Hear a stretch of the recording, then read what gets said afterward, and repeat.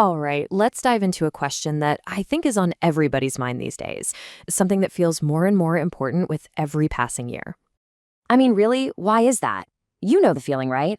Whether you're talking politics or pretty much anything important, it feels like the other side isn't just wrong, they're living in a completely different reality. It just seems impossible to find any common ground. So, what if there's a deep psychological reason for all this? Well, that's exactly what we're digging into today. We're going to be looking at social psychologist Jonathan Haidt's incredible book, The Righteous Mind. It gives us this powerful framework for understanding why perfectly good, decent people can be so profoundly divided.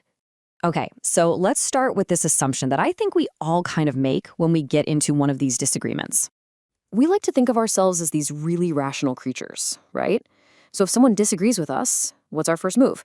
We pull out the facts, the data, the airtight logical arguments. We figure, hey, if I just explain this clearly enough, they'll totally see the light. But you know how that goes. It almost never works. And Haidt says that's because this whole approach is just based on a huge misunderstanding of how our minds are actually wired. To get us to see it, he gives us this absolutely brilliant metaphor, one you won't forget: the rider and the elephant. The whole idea behind this is something called social intuitionism, and it basically flips everything we think we know on its head. Haidt says our moral judgments, they don't start with reason.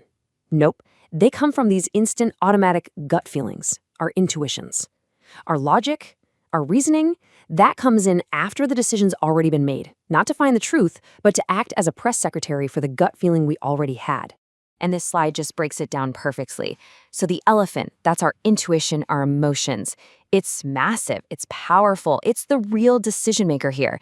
And then you've got the rider perched on top. That's our conscious, logical reasoning. Now the rider thinks it's in charge, calling the shots, but look at it. It's tiny compared to the elephant. Most of the time, that rider is just the elephant spokesperson, coming up with clever justifications for whatever direction the elephant has already decided to go. This quote just sums it all up, doesn't it? We can see our own rider, our own reasoning, crystal clear. But our elephant, it's pretty much invisible to us. So when we argue with someone, we're talking to their rider, or making logical points. But the real mover and shaker is the elephant, and you can't persuade an elephant with a spreadsheet, you move an elephant with emotion and intuition. Okay, so if our elephants, our intuitions, are running the show, what actually shapes those intuitions? Well, this leads us to Haidt's second huge idea, something he calls moral foundations theory. Haidt wants us to think about morality kind of like taste. You know, our tongues have these different receptors for sweet, sour, salty, bitter. Well, he says our minds have these innate moral foundations. Think of them as our moral taste buds, and each one is tuned to a different kind of moral issue that our elephant is constantly on the lookout for.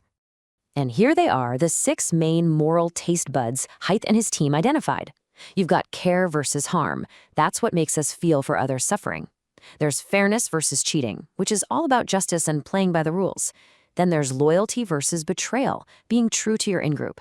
Authority versus subversion, which is about respecting traditions and hierarchies. Sanctity versus degradation, this idea of avoiding things that feel impure or disgusting.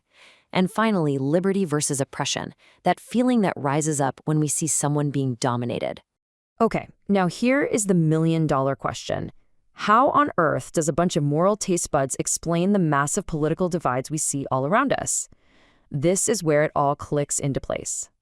Take a close look at this graph from Haidt's work. It is absolutely fascinating. Just let your eyes move from the left side of the chart over to the right. Okay, on the far left, you've got people who identify as liberal.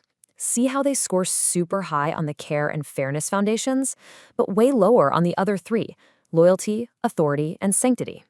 Now, as you move to the right towards conservatives, look what happens. They also value care and fairness, for sure, but the other foundations start to rise up, becoming just as important. So it's not that one side is moral and the other isn't. It's that they're working with a completely different moral palette. It's like they're tasting the world with different parts of their moral tongue. They're literally speaking different moral languages. And there's one last piece of the puzzle we need to put in place.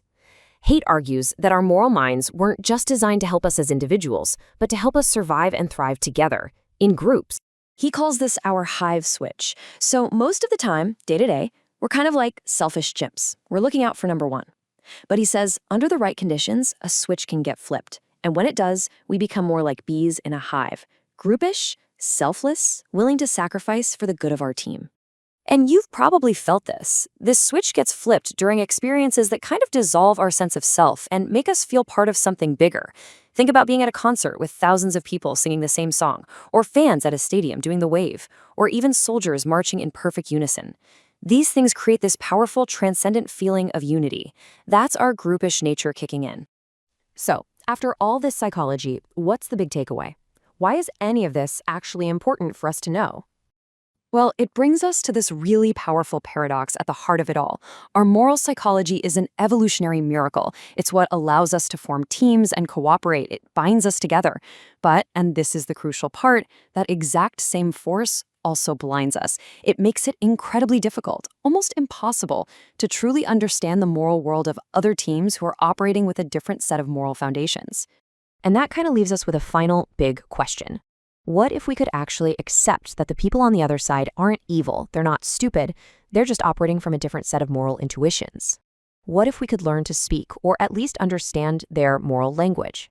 Now, that might not make us all agree, but it could, just maybe, lead to a little bit of understanding. And in a world this divided, that might be the start we so desperately need.